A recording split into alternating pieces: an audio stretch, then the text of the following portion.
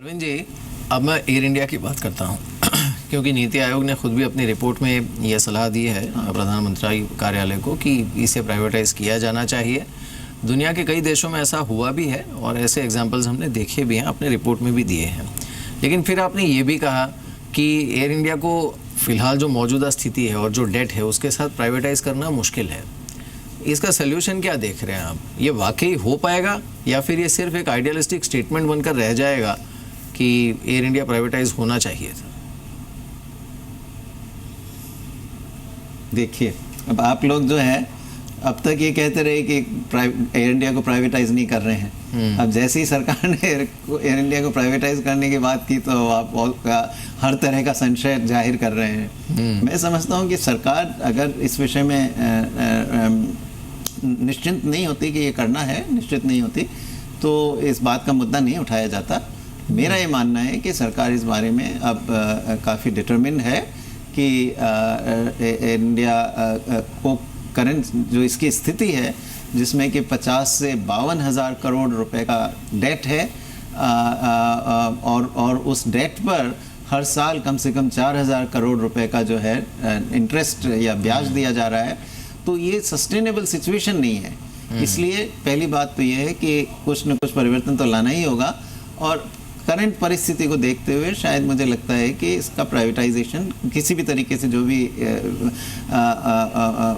Shape में किया जाए, हो सकता है कि सरकार इसमें कुछ अपनी स्टेक रखे, माइनॉरिटी स्टेक रखे, पर वो सब ठीक है, वो डिटेल्स वर्कआउट किए जा सकते हैं, पर इसको कुछ हमें आगे बढ़ाना पड़ेगा इस प्राइवेटाइजेशन के मुद्दे को। इसमें कोई दो राय है नहीं। जहाँ तक ये डेट का सवाल है, इसमें आपका कहना बिल्कुल सही है कि 50-52 हज़ार करोड़ रुपए का डेट बहुत ज़्यादा है।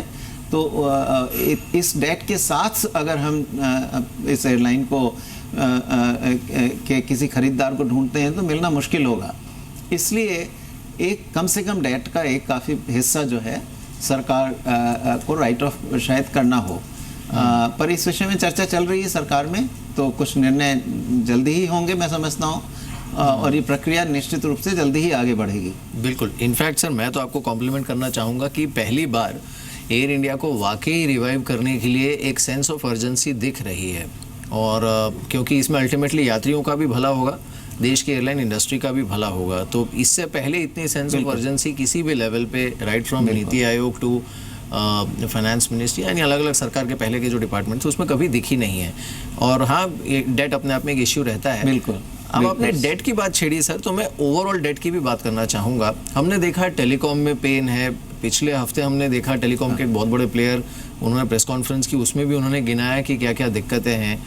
बैंक्स की अपनी एनपीए की प्रॉब्लम है, जैसे आपने खुद कहा कि ये सरकार कटिबद्ध है उसे सुलझाने के लिए। वाकई ये मेस इस समय कितना गंभीर और कितना सीरियस है इंडियन बैंकिंग सिस्टम के लिए, B telecom debt or maybe high debts like Air India or the overall NPA situation looking at the economy?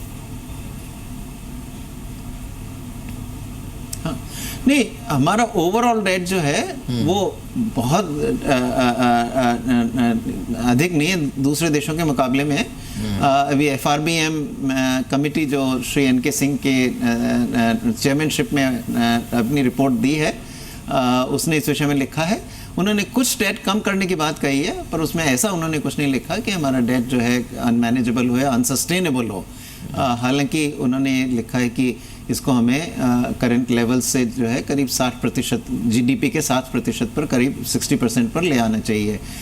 तो ये इस विषय में सरकार आगे चल ही रही है। जैसा कि आप जानते हैं कि इस सरकार में डेफिसिट्स, फिस्कल डेफिसिट्स को ग्रेजुअली धीरे धीरे बहुत कम लाया गया है और ये प्रक्रिया चलती रही है। अगले साल ये 3% पर आ जाएगा। तो इस दिशा में एफर्ट जारी हैं। स्पेसिफिकली अगर जो NPAs का सवाल है, वो निश्चित रूप से जो है हमारे लिए बहुत अर्जेंसी का विषय है। तो उस विषय में अब जो है हमारा रिजर्व बैंक ऑफ इंडिया काफ़ी तेज़ी से आगे बढ़ रहा है। इसकी प्रक्रिया चल रही है कि कैसे इन NPAs को जो पब्लिक सेक्टर बैंक्स में हैं उनको किस तरीके से जो है रिजॉल्व किया जाए, किस तरीके से उनको या तो किसी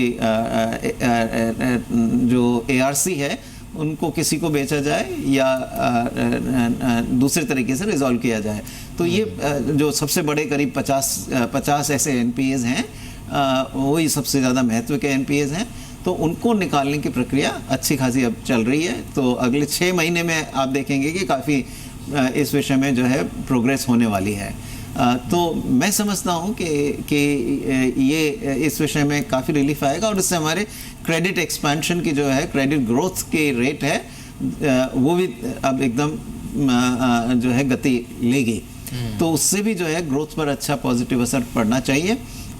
और टेलीकॉम इंडस्ट्री का जो है ये हर इंडस्ट्री में जो है कंपटीशन जब भी होता है और कोई नया बड़ा प्लेयर अगर एंटर होता है, जैसा हुआ इस केस में रिलायंस जियो जो है एंटर हुआ इस मार्केट में, तो उससे थोड़ा डिसरप्शन आता है, पर ये डिसरप्शन अल्टीमेटली जो है इंडस्ट्री को स्ट्रॉन्गर बनाता है। तो मैं समझता हूँ कि इस दौर से जब इंडस्ट्री गुजरेगी, इस कंपटीशन में जो डिसरप्शन आया है उससे गुजर के निकलेगी, तो ये जो है और भी स्ट्रॉन्गर बन के इसमें से निकलेगी। तो इससे मैं बहुत ज़्यादा डिस्टर्ब इस बात से नहीं हूँ। बिल्कुल। चलिए सर, बहुत बहुत शुक्रिया हमारे साथ इस बातचीत में शामिल होने के लिए। Thank you so much for joining us.